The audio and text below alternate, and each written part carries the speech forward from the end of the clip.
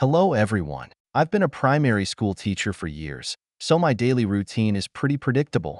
My work hours are set, and Tuesday afternoons are usually blocked off for staff meetings that last until 6 p.m.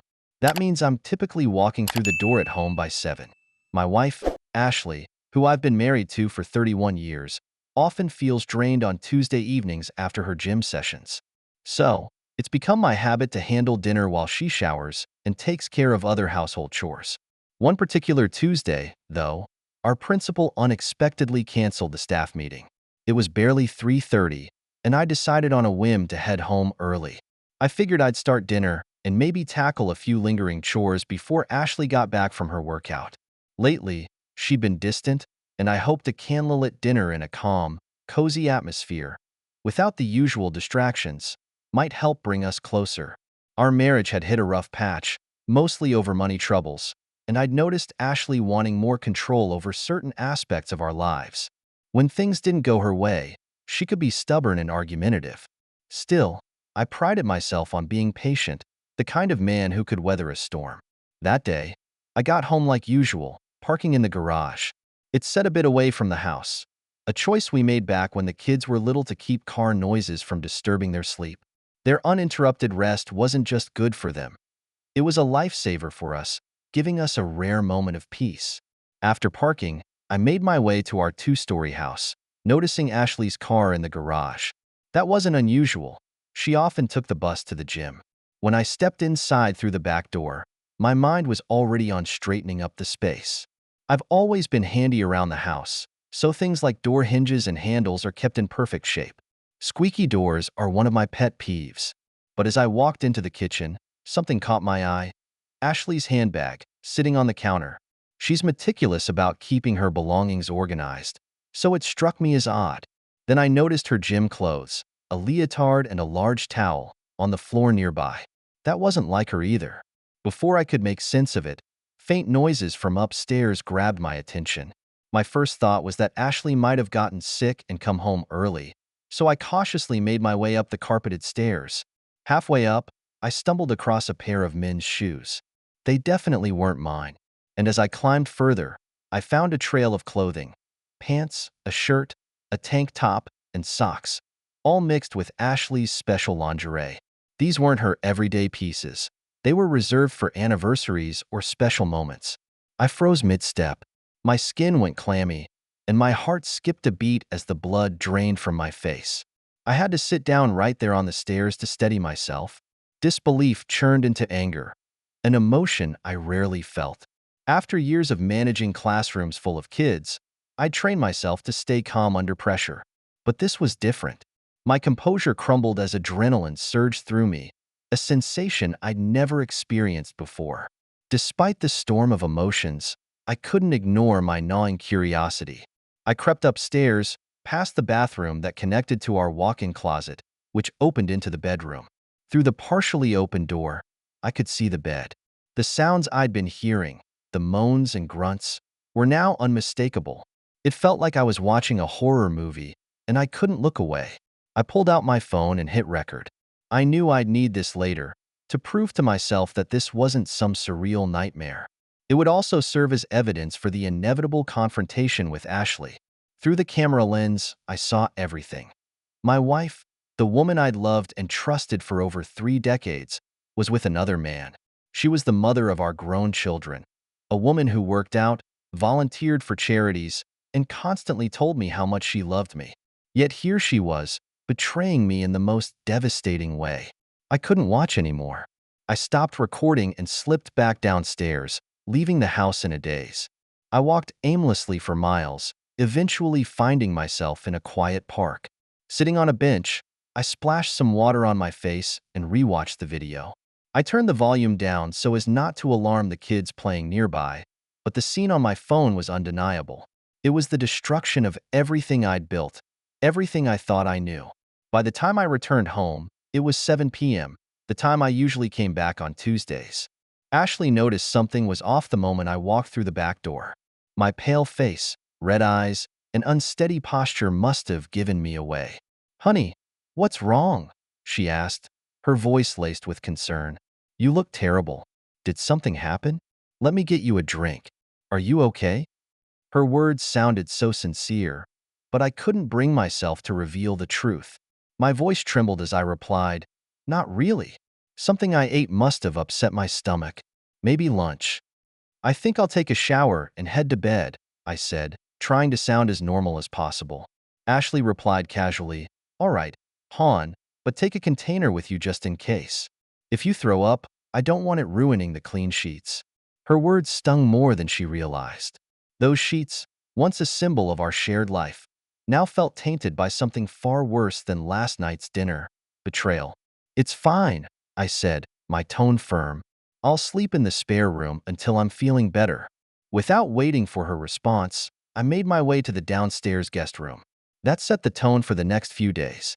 Ashley continued her routines, seemingly unfazed by my discomfort or my sudden preference for sleeping in the guest room. I claimed illness as the reason, but I knew I couldn't keep up the excuse forever. Eventually, I returned to our bedroom, though the very sight of it, the scene of her betrayal, made it hard to sleep. Meanwhile, Ashley acted like nothing had changed. By Monday, I had made up my mind about what to do next.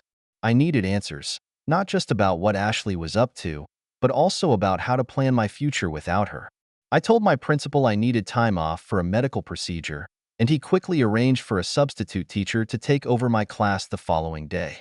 Tuesday morning, I left the house as if it were any other day. But instead of driving to work, I parked a few streets away and circled back on foot.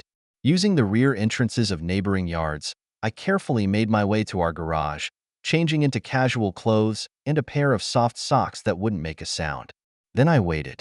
Last week, when I'd returned home unexpectedly, there hadn't been an extra car around, so I assumed whoever was visiting must have walked.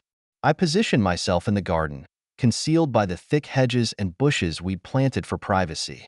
From there, I had a clear view of the front door. Inside, I could hear Ashley moving about, blissfully unaware of my presence. She went through her usual chores, washing dishes, loading the dishwasher, and tidying up the living room. Around 11:30, I heard her head upstairs. The faint sound of the shower running was followed by silence, then the flush of the toilet. About 45 minutes later, she came back downstairs and left the front door slightly ajar. She was expecting someone. At 12:30, he arrived. I didn't recognize him, but he came from the left side of the front gate and walked straight in, completely at ease. I quickly recorded a few seconds of video, capturing his side profile and even a near-direct shot of his face. He didn't hesitate as he stepped through the door. The next words I heard made my blood run cold. "Hey, lover," he said, his voice dripping with familiarity. "I hope you're ready for a big workout." Ashley responded with a flirtatious laugh. "Of course. You always love it when I wear these." Sometimes I wonder, was it these that caught your eye first? Or maybe it was these. That was all I needed to hear. This wasn't some one-time fling. Their comfort with each other made that clear. As they moved toward the bedroom, I slipped back into the garage, my mind racing. Who was this man? I couldn't see any future where I'd be able to share any kind of intimacy with Ashley again. Worse, I noticed no signs of protection, which left me grappling with concerns about potential risks if there were others involved. I couldn't stop questioning why Ashley hadn't talked to me about her feelings or what had led to this. Then, it struck me. Her gym sessions. For the past 2 years, Ashley had been attending a nearby gym, connecting with local women and participating in charity events. Maybe the gym was where it had all started. Being a teacher gave me access to tools I could use, so I printed out screenshots of the man's face for my video. It didn't take long to connect the dots. On Thursday, I suggested joining Ashley at the gym, pretending I was interested in becoming a member since I had some time off during midterms. She wasn't thrilled with the idea and tried to brush it off with excuses. "It's just a group of married ladies. We mostly chat during the session." But I insisted, and eventually, she agreed. Walking into the gym felt surreal. It was like one of those old westerns where a stranger walks into a saloon and everyone stops to stare. The women whispered among themselves as Ashley nervously explained, "They're just not used to seeing me with someone during my usual workouts." The session began with warm-ups and stretches before moving into an hour-long circuit of various exercises. I managed to keep up for the first 45 minutes, but my blood sugar dropped, forcing me to sit out and snack on some jelly beans. Ashley didn't seem too concerned, but I noticed her stealing anxious glances toward the staff area. Something, or someone, was making her uneasy. Curious, I wandered around the gym to pass the time. Near the hall exit, I found a wall with staff photos and information. At the top was the owner, a fit-looking woman named Miss Elizabeth. Below her were 3 smaller photos, 2 women and 1 man. My heart sank when I saw his face. It was him, the man from my video. His name was Morris Brown, and he was the head of exercise regime planning and personal training. As I memorized his details, I noticed Ashley wasn't where I'd last seen her. Scanning the gym, I finally spotted her near the entrance to the staff area, talking to someone partially obscured by equipment. She was clearly trying to prevent him from entering. After a few moments, she gestured for him to leave and hurried back to her station, unaware that I had been watching. I sat back down, boiling with emotions I didn't even know I could feel. By the time Ashley returned to where I was sitting, it must have been obvious I wasn't feeling great. "Are you okay?" she asked. "Did it take a while for your blood sugar to bounce back?" "Yeah, I'm fine now," I replied, keeping my tone neutral. "Ready to head out?" Before she could answer, an announcement echoed through the gym's PA system. Miss WS informed everyone that the final exercise session for the evening was canceled because Mr. Bondi had suddenly fallen ill and had to leave. A wave of disappointment rippled through the room, with several women groaning in frustration. Clearly, Mr. Bondi's sessions were the highlight of the night for many. I glanced at Ashley to gauge her reaction. She didn't say anything, but there was a fleeting look of relief on her face.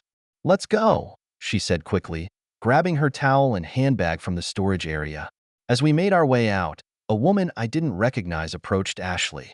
"Such a shame Morris couldn't finish the session tonight," she said casually. Ashley responded with a brief, "True," and headed for the car without missing a beat. Her body language made it clear she wasn't interested in having a conversation. "Okay, see you," she added dismissively as she climbed into the car faster than I'd ever seen her move before. The drive home was quiet. Ashley leaned back in her seat with her eyes closed, taking deliberate, deep breaths as if trying to calm herself. The change in her demeanor didn't escape me. Maybe now, in her seemingly relaxed state, I could coax more out of her. "That was quite an interesting session," I remarked, keeping my tone light. "The workout setup is really impressive. No wonder you're looking so fit these days." "Thanks, honey," she said with a smile. "You're absolutely right. They've got a great program, and I really enjoy going. The ladies are all so friendly, too. It's just a shame about Mr. Bondi." I saw an opening and nudged further. "You mean Brown?" She corrected me almost too quickly. "Morris. I mean Morris Brown. He usually wraps up the sessions with this challenging routine that really pushes everyone to their limits. It's disappointing he wasn't there tonight." Inside, I was seething.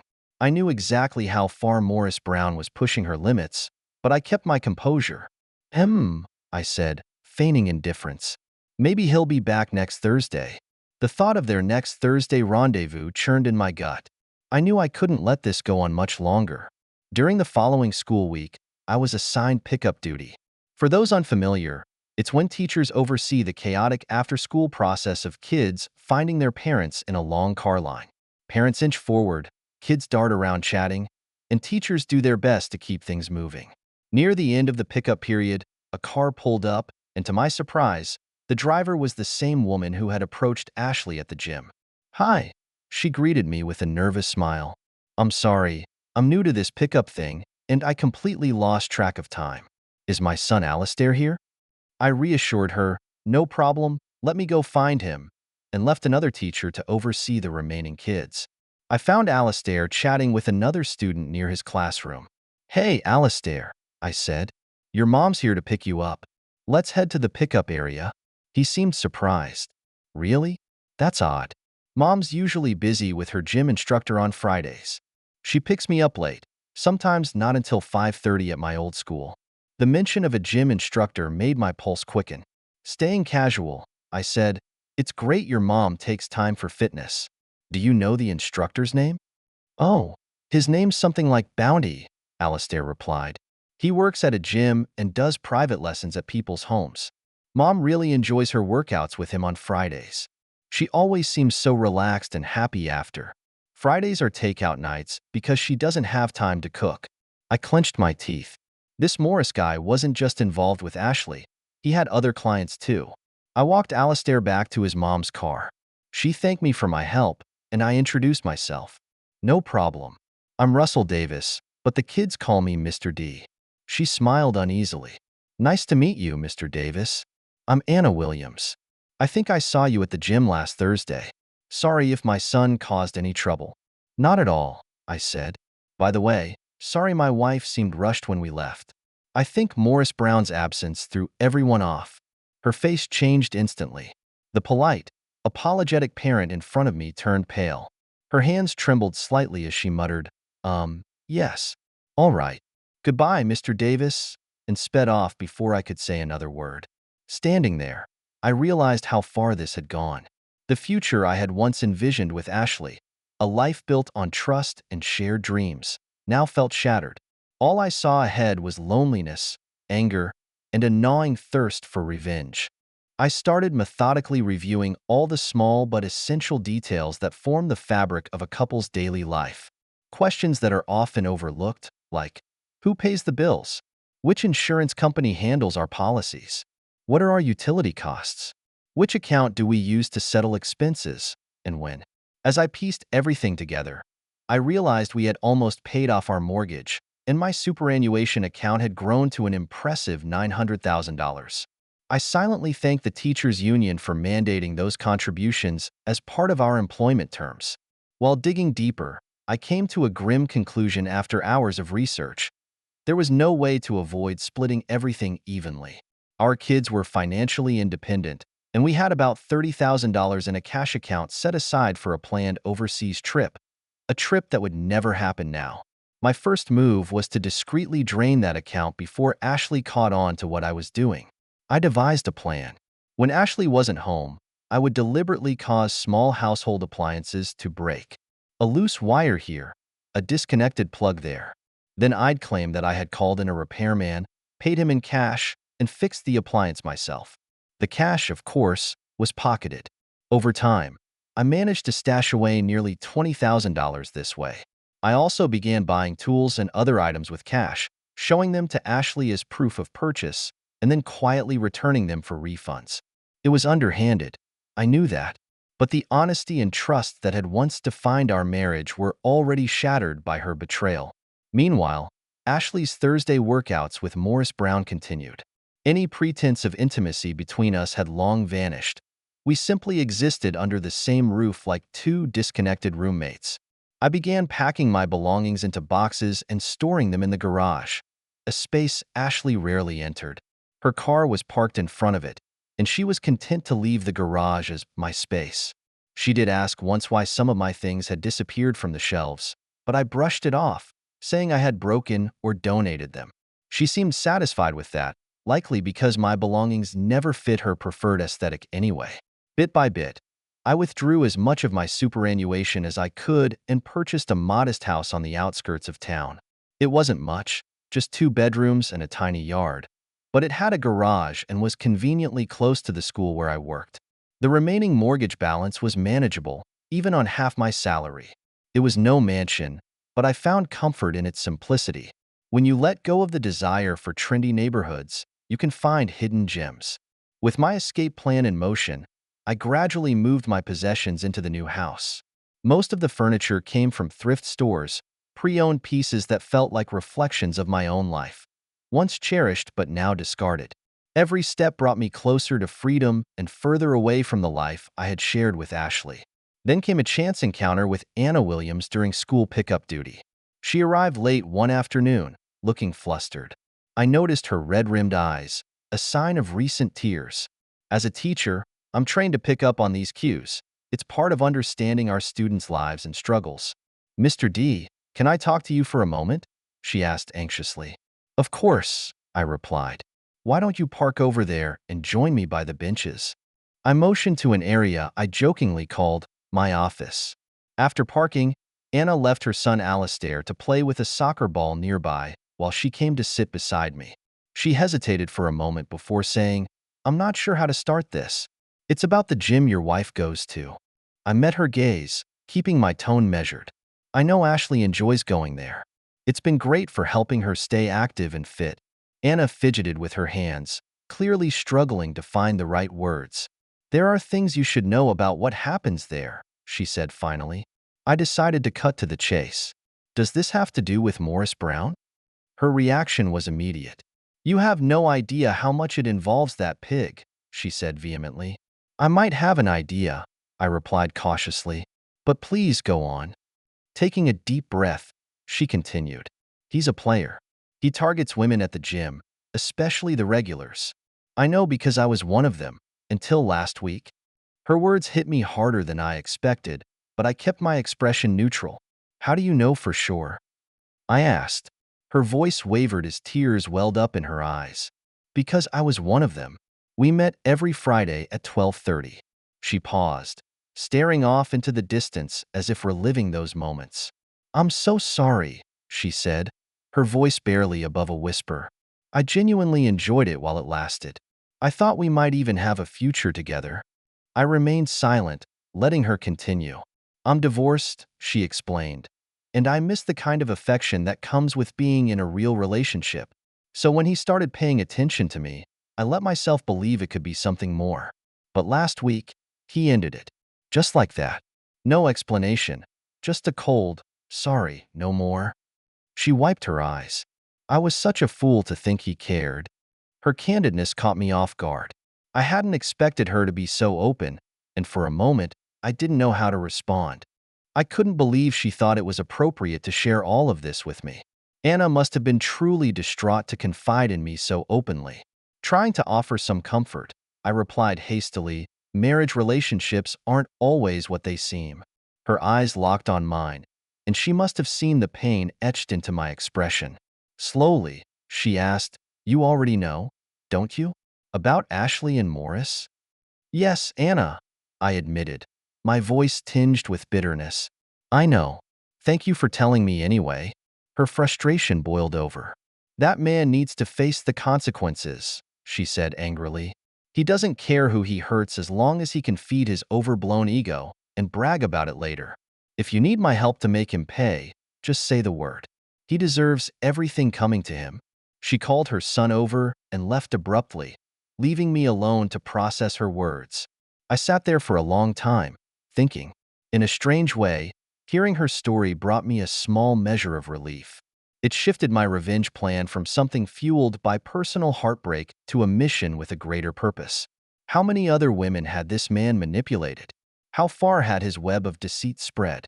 I needed to find out, and I needed proof. I started with some basic detective work. Using the phone number posted at the gym, I traced Morris Brown's address through the white pages. It turned out he lived in a ground-floor apartment just 3 blocks from my house. No wonder he found it so convenient to walk over for his clandestine visits with Ashley. The next step was setting up a routine. I told Ashley that my doctor had recommended daily evening walks for my health. She seemed disinterested and didn't ask to join me, likely because it wouldn't interfere with her own plans. Each evening, I walked past Morris's apartment to observe his schedule. On the first day, his car wasn't there, so I waited nearby. Right on cue, he arrived just before 6 p.m., returning from one of his escapades.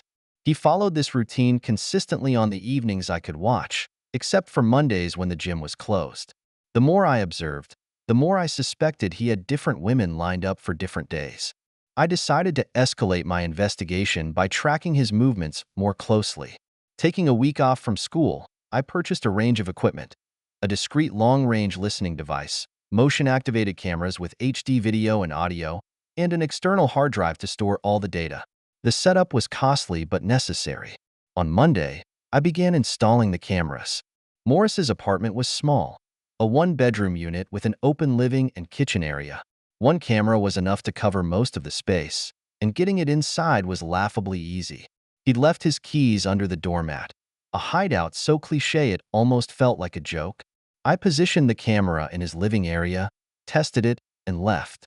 It was set to activate with any sound or motion, streaming live to my computer and saving recordings with timestamps. That night, the camera captured Morris coming home with takeout, eating in front of his TV, and going to bed around 9 p.m. On Tuesday, I ventured into the gym after hours, slipping in through the back door, a blind spot during their pre-closing checks. I placed a second camera in the private room where Morris held personal sessions with his clients. As I worked, I couldn't ignore the unease creeping over me. Who was I becoming? Installing surveillance in other people's spaces? Spying on their lives? The realization was unsettling, but I pushed the thought aside. By Wednesday, I'd taken the opportunity while Ashley was out grocery shopping to set up 2 more cameras in our home, one in the bedroom and one in the living room. Reviewing Tuesday's footage later that day confirmed my suspicions. Morris stuck to his pattern, waking up late, heading out for breakfast, and returning to relax before going to the gym. But one detail stood out, a phone call. "Hi, Ashley, it's Morris," he said, his voice casual but intimate. "Is he gone yet? I'll come by around 3:30. Don't forget to wear what I like." "No, I'll be careful. No one will see me." "Did you say he'd be gone for 3 days? Great. Maybe I'll swing by on Thursday and Friday, too. We'll talk more this afternoon, lover." I clenched my fists as I listened, bile rising in my throat. The casual confidence in his tone was nauseating. That evening, I reviewed more footage from his apartment. Morris followed the same routine, waking up late and heading out for breakfast again. It was infuriating to watch his carefree existence while I was grappling with the ruins of my life. On Thursday, I stationed myself in the garage with my computer, waiting for the day to unfold. The camera feed streamed in real time, and I watched as Morris woke up, left for breakfast, and returned to make another call. His movements were methodical, almost rehearsed. This man operated with precision, juggling multiple lives with ease. It was Ashley's phone he had dialed, and the camera streamed her side of the conversation as well. "Hey, it's Morris. How's my favorite sex machine feeling today?" he said, his tone as casual as it was repulsive. "Morris, don't talk like that on the phone," Ashley scolded. "You never know who might be listening. But don't worry, my husband's at work. See you at 12:30, like always." That confirmed everything I needed to know. Meanwhile, Anna, the school parent who had already proven eager to help, had taken on a new task, compiling a list of women Morris had been involved with, both currently and in the past. Within a week, she handed me a document containing names and addresses. To my dismay, Ashley's name was right there on the list. By this point, I had nearly severed all emotional ties to the house. It had stopped feeling like a home and had become just a place I stayed. Ashley had noticed the emptiness, commenting once that the house felt strangely bare. I explained it away by saying I was decluttering my belongings. Since it didn't affect her possessions and gave her more space, she didn't question it further. I moved everything I cared about, garage tools, personal items, and sentimental keepsakes, to my new house. It would only take about 20 minutes to load up the rest of my things and leave for good when the time came. In preparation for the next step, I consulted with a divorce attorney who helped finalize the necessary documents. Financial matters were sorted meticulously. I had already emptied the vacation fund into my personal account and kept a detailed record of receipts for the fictitious purchases I'd used as a cover. My superannuation fund beneficiaries were updated to include only my children, and I withdrew any available funds. I opened new bank accounts, credit cards, and insurance policies in my name alone. The car, which had once been a shared asset, was now fully transferred to Ashley's name, making her solely responsible for it. Unfortunately, I couldn't do the same with the house, leaving that decision up to the courts. I bought a new phone under my name with an unlisted number and deactivated the old one. My digital ties to Ashley were cut. To ensure that everyone involved faced the consequences, I prepared packages for the partners of the women Anna had listed. Each package contained evidence, dates, locations, Morris's name and address, and even the address of the local sexual health clinic. Given the likelihood that many of these encounters were unprotected, I felt it was my duty to inform them. I also sent a letter to the gym's owner, suggesting it was time for a serious conversation with their head instructor. On the kitchen table, I left Ashley a final message. Beside the divorce papers, I placed printed photos from my surveillance footage, DVDs containing the recordings of her and Morris, and my wedding ring, cut in half and smeared with something unpleasant. I added a note. "Ashley, I leave you this broken ring covered in the same filth that now symbolizes our marriage. Please do not contact me except through the attorney listed in the divorce papers. I've informed the school to prohibit your access to the premises. Any attempt to cause a disturbance there will result in immediate police action. I've also spoken to our children and provided them with the same evidence, so they are fully aware of why this marriage ended. Russell. Then, I drove to my new house and waited for the inevitable fallout. It didn't take long. News of the scandal spread like wildfire, and the local papers picked up on it, reporting allegations of inappropriate behavior at the gym. The owner had no choice but to shut down the business and leave town. As for Morris, his arrogance caught up with him. Rumors swirled that he had been ambushed by an unknown group of men in a downtown alley. He suffered a severe beating, though no one came forward to claim responsibility. The fallout extended beyond Morris. A flood of divorce petitions overwhelmed the local court, and houses across town were put up for sale as marriages unraveled. Ashley came home that fateful day and found my parting gifts. According to a neighbor, she screamed before collapsing to the floor. The neighbor, a sharp 70-year-old woman, quickly assessed the situation and called for emergency services. Ashley's attempts to contact me afterward failed, and when she tried to visit the school, she was promptly arrested for trespassing. A night in a holding cell and a stern warning from the magistrate seemed to cool her persistence. Our children, now grown and married, were appalled by her infidelity. They made their feelings clear, siding with me and condemning her actions. Fortunately, they had inherited a sense of integrity from me, clearly not from their mother. The divorce was finalized quickly. Ashley was forced to sell the house, and with her portion of the proceeds, she purchased a smaller home in the outer suburbs. Her reputation never recovered. Known as one of the gym sluts, she endured sidelong glances and whispered remarks whenever she ventured uptown. The shame eventually led her to seek treatment at a mental health facility. As for me, I continued teaching and found peace in my modest new home. I focused on rebuilding my life and creating a positive environment for myself and my children. The ordeal taught me the profound importance of honesty and integrity in relationships, values I was determined to pass on to my children as they navigated their own lives. Subscribe so you don't miss new stories on the channel. Bye.